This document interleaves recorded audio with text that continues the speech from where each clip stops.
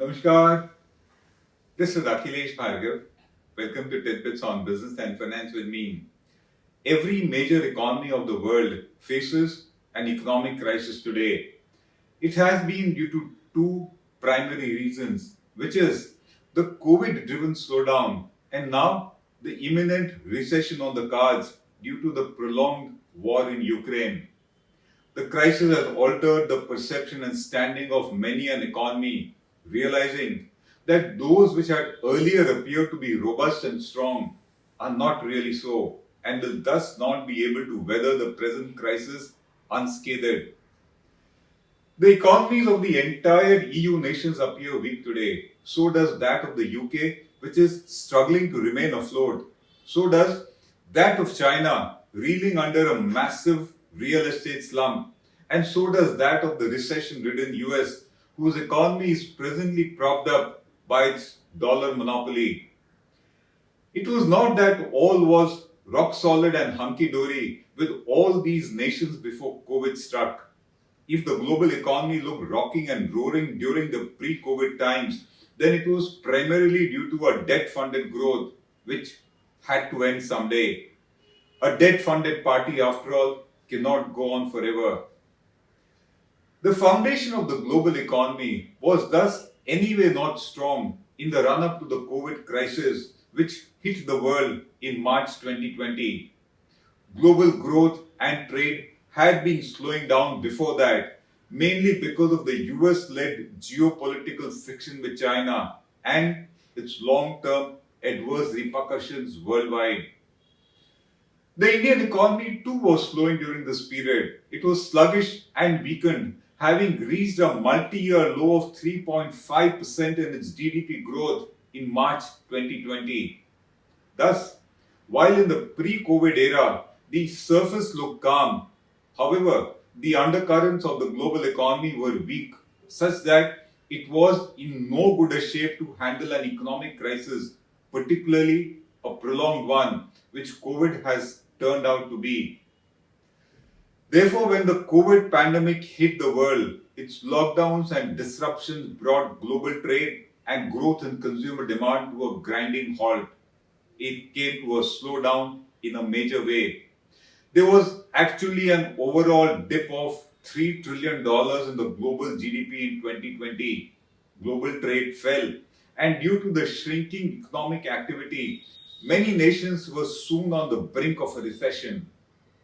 During the COVID lockdowns and closures, supply suffered, so did production, so did livelihood, so did household income and consumer demand, such that nations needed to provide subsidies and direct financial aid for the sheer survival of their households and businesses, which would have otherwise collapsed.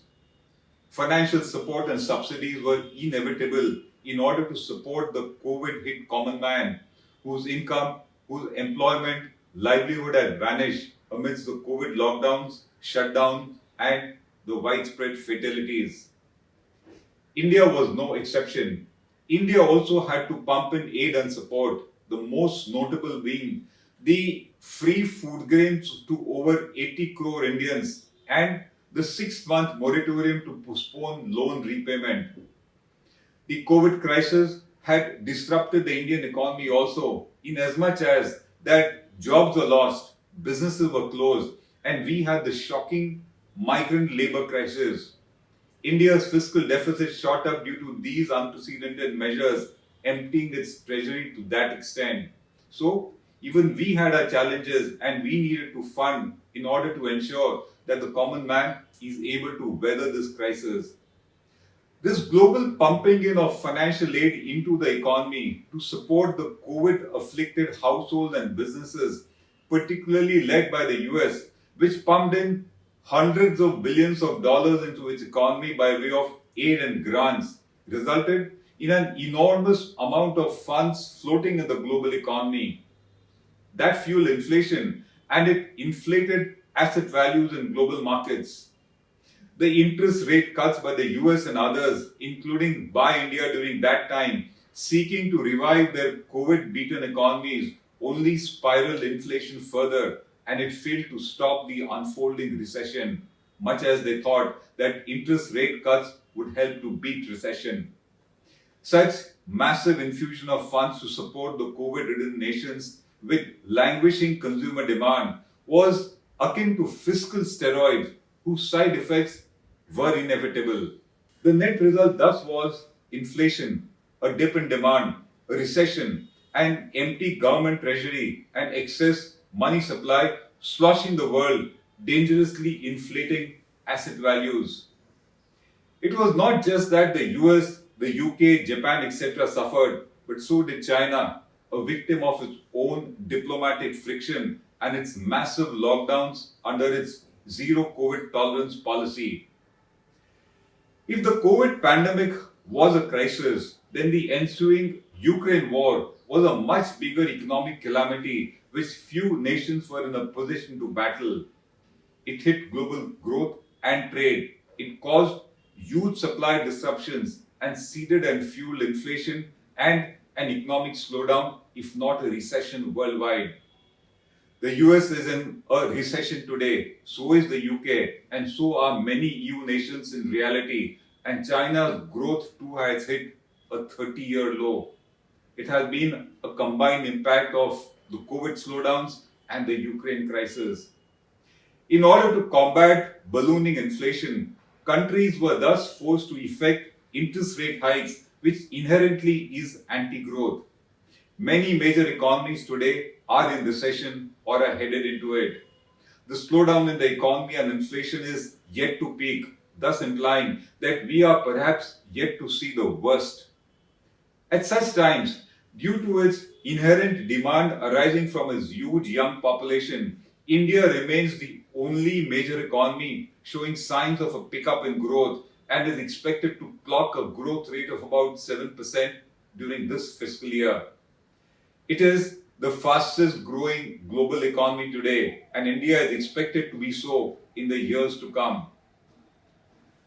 While it is too early to say whether India's current growth rate is a sustainable one or it is just due to a low base effect, yet the likes of McKinsey, Goldman Sachs and others think that India is on the threshold of long-term economic growth and that it will be the next engine of global growth.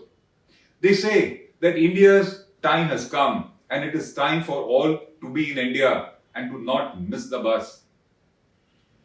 It is perhaps due to such major upheavals and downturn in most major economies and the predicted continued slowdown and boycott of China and the instability that it is causing in the world trade and world GDP that India has been witnessing a continuing surge in its incoming foreign investment by way of FDI, which is foreign direct investment. India's Ministry of Commerce and Industry recently claimed that India is on track to attract FDI of $100 billion in the current fiscal on the back of the economic reforms and greater ease of doing business as it claims. In the matter of the incoming FDI, the ministry then says that India received FDI of $84 billion in financial year 2022, which is the highest ever so far. It says that annual FDI has doubled in 2022 as compared to 2015 as the Make in India initiative to boost manufacturing completes 8 years of its rollout by the Modi government. The FDI in 2022 came from 101 countries and it was invested across India in 57 business and industry sectors. The ministry, however, says that FDI inflows in the quarter ended June 2022 dipped by 6% as compared to the earlier year. It is, however, confident that FDI inflows will surpass $100 billion during this financial year. The ministry then said that to attract foreign investment, the government has put in place a liberal and transparent policy wherein most sectors are open to FDI under the automatic route.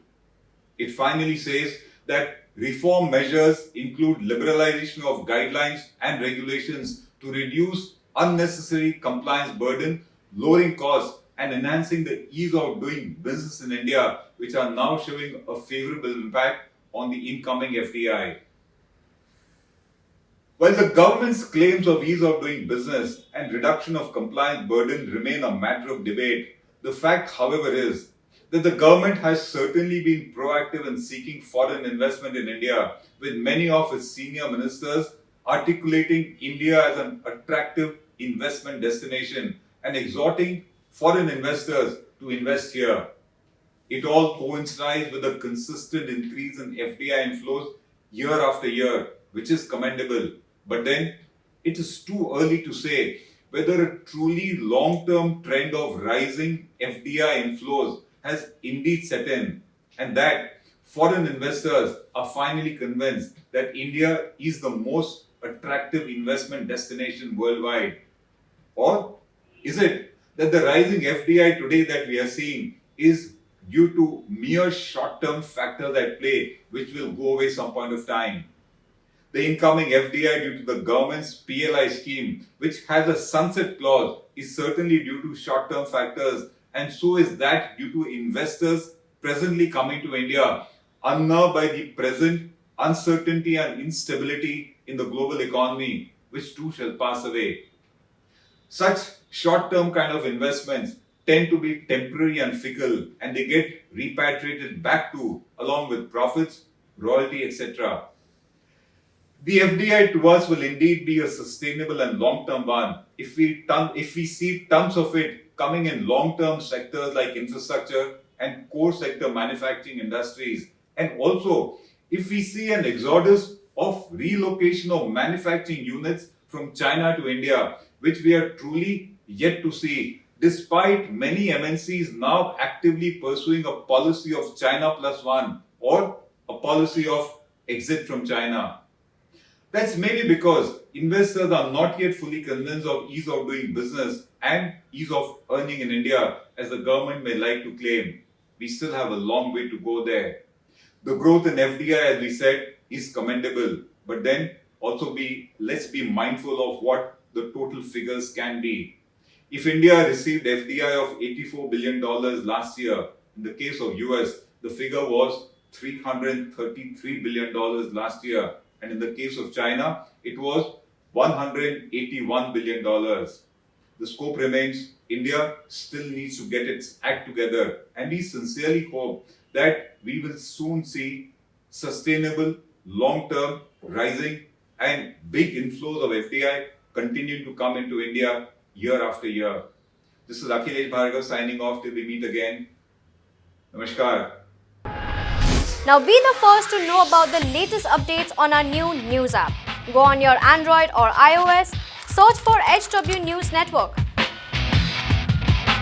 Download our app, choose the language you prefer to get updates in, and be up to date with the latest news.